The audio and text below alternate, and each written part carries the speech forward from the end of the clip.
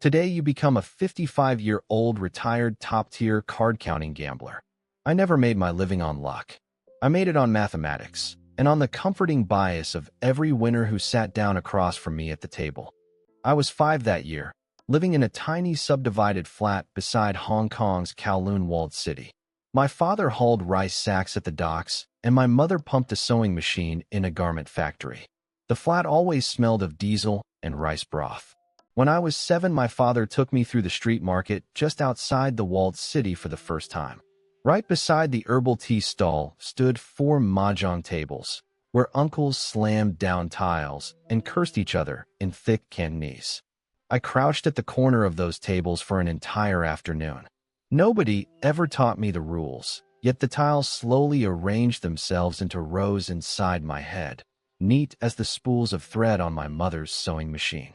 On the walk home, my father laughed and warned me that this stuff would ruin a man for life.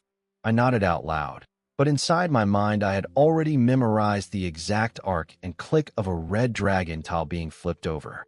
After my mother saw me lining up loose coins by playing card suits, she did not scold me. She quietly bought me a cheap domestic deck of playing cards and said arithmetic was something I could learn, but gambling was not. I flipped that single deck more times than I can count, and slowly memorized the order of all 52 cards. That was the first time in my life I understood that probability is far more honest than luck will ever be. At 12, I transferred to an English medium secondary school on Hong Kong Island. Our maths teacher asked me to mentally multiply 2 two-digit numbers. I answered before he finished writing the question, and he stood frozen with chalk in his hand. At recess, the boys crowded around a new digital watch and bet on dice rolls. After 3 rounds, I could see the dealer was shaving the leftovers off the count. That morning, I quietly walked away with a full week of breakfast money. At 15, I found an old probability textbook in the school library, written by an American mathematician. Inside it, he carefully explained why blackjack is not actually pure gambling, and that single chapter rearranged the entire shape of my future. I read that book front to back at least 10 times. In the margins of my chemistry notes, I secretly drilled high-low counting drills until they were faster than blinking. That was when I understood there was a kind of mathematics that wins money. Through 3 years of secondary school, I never had a girlfriend, never touched cigarettes or alcohol. My only luxury was visiting the second-hand bookstalls in Wan Chai every weekend, hunting for thin English pamphlets on gambling mathematics. On the day my exam results came out, my mother handed me the slip with red-rimmed eyes. I had been admitted to MIT's electrical engineering program on full scholarship. I was the first person in our family ever to leave the country.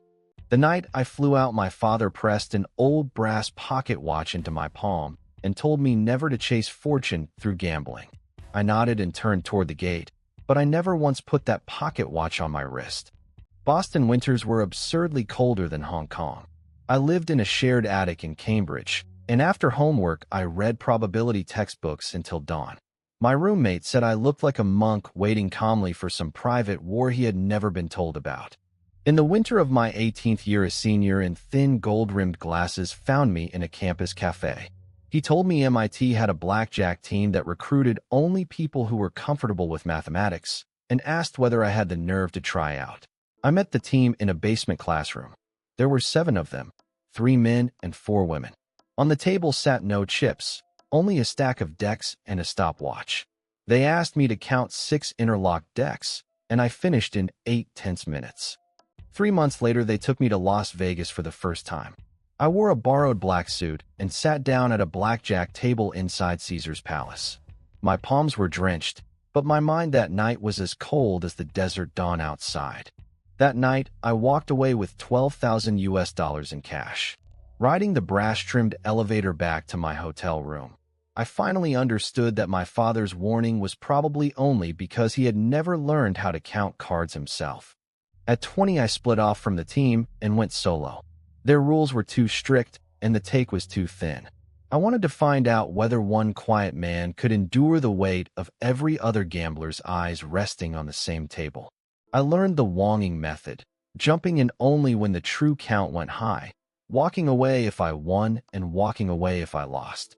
That single year, I worked 7 different casinos in Atlantic City, and not one of them ever managed to recognize my face. At 22, I went to Macau for the first time. The VIP rooms of the old Lisboa were thick with cigar smoke, with beds stacked into small mountains of Hong Kong dollars on green felt. Over 3 quiet nights, I walked out with 420,000. I wired the first big share home, and my father telephoned me for the first time ever. He stayed silent on the other end for a long while. Finally, he asked me only one question. Is this money clean? I answered him calmly. Yes, this money is clean. By 24, my personal lifetime winnings crossed $1 million US. I rented my first real apartment in Manhattan. There was nothing on the walls, no paintings, no photographs. Only one carefully framed black and white probability distribution curve.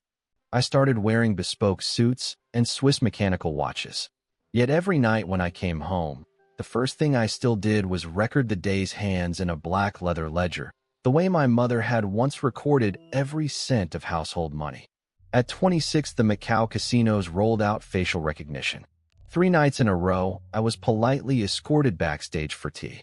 The floor managers were perfectly courteous. They photocopied my passport and quietly walked me back out the front door. By the end of that year, all 4 major Macau operators had quietly added my name to their internal blacklist. From that night onwards, I never sat down at a table on the Cotai Strip again. I knew I had to find a different market and start over from scratch. At 28, I moved to London, and inside an upmarket bar in Mayfair, I saw my first real underground card room.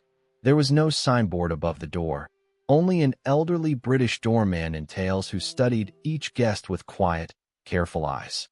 The Mayfair tables had no cameras and no chips, only handwritten IOUs and a single glass of single malt whiskey. The men sitting around me had each already won a lifetime in some other arena. I was now playing against people who could not afford to lose. At 30, I lost £70,000 in one Mayfair night, then won back £120,000 on the next. That was when I finally understood. This place was not a casino. It was much closer to a quiet, well-mannered private battlefield. In the winter of my 32nd year, I had just stepped out of one such club. 2 black Bentleys idled at the curb. A man stepped out and politely asked me to join them in the rear seat.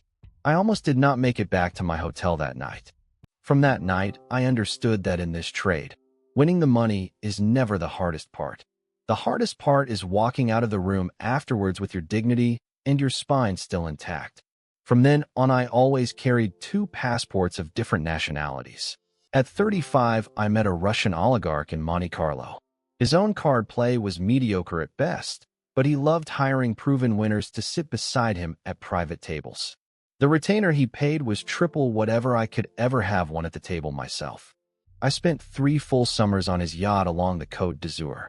Late at night, when he was drunk on Polish vodka, he would talk about the things he had done the year the Soviet Union fell apart.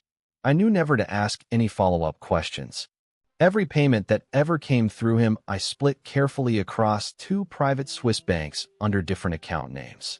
I knew clearly in my heart that to share a card table with a man like that, sooner or later there would be a price to be quietly paid. At 38, an English friend who often traveled the same circuit was invited backstage for tea after one big winning night. The next morning, his wife rang me from London and told me, in a small, unsteady voice, that he had simply not come home. I did not go looking for him. Instead, I flew straight to Zurich that very night and rearranged every cash account I had under fresh holding names. That was the first night in my life I could not sleep, and it had absolutely nothing to do with losing money. At 40, I retired from public casinos altogether. I moved into a quiet hillside apartment outside Lisbon, ran 2 kilometers along the riverside every morning, and enrolled in a graduate program in financial engineering at a small Portuguese university. At 42, I still occasionally returned to London to see old friends. The Mayfair table was still there, but year by year the eyes of the men sitting around it grew emptier. The more they won, the more quietly they laughed, until almost no one laughed at all. At 44, my English friend's wife rang me again. 3 full years had passed without a single word, and the British police had quietly closed the case. From that afternoon onwards, his name was carefully crossed out from my old leather address book. At 46, the Russian oligarch finally came to grief. I saw his name on a news ticker without any surprise at all. That same evening, I quietly burned every contract, photograph, and travel record from the previous decade that bore any trace of him. At 48, I began suffering severe insomnia. The Lisbon cardiologist said my heart looked younger than my age, but my blood pressure could betray me at any moment. He recommended firmly that I leave the card table behind for the rest of my life. At 50, on a final farewell evening in London, I dropped my black leather ledger into a brass dish of flames in front of the 4 old friends still left. I told myself, however much you win in this trade, you cannot ever buy back the friend who is gone. At 52, I formally washed my hands clean. I bought a weathered stone cottage on the Atlantic coast west of Lisbon. Each morning I ground coffee beans by hand on the balcony and watched the ocean light up, inch by careful inch, all the way to the horizon. At 53, I began guest lecturing applied probability at a small private university. Most of my students were doctoral candidates in financial engineering, and not a single one of them had any idea what I had once done for a living back in my younger years. One mathematics doctoral student reminded me sharply of myself at his age. After class, he asked me quietly, "Professor, do you think a man can still make a living counting cards in this era?" I gave him no answer. I told him only to keep working on his research. At 54, my father died. I flew back to Hong Kong for the funeral.